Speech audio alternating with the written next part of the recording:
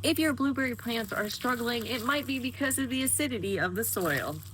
Blueberry plants are one of those rare plants that really like acidic soils. And by acidic, I usually mean about 5.5 or below. It's really hard to achieve that in ground here in Florida, at least in most areas of the state, because our soil tends to be on the more neutral side versus the more acidic side.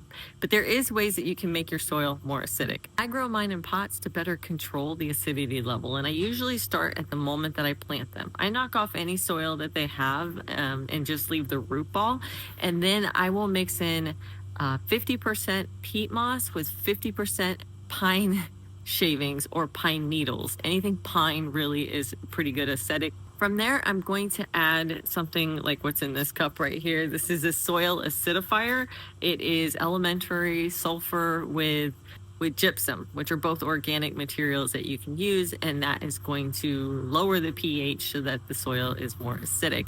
And you kind of got to put a lot in there.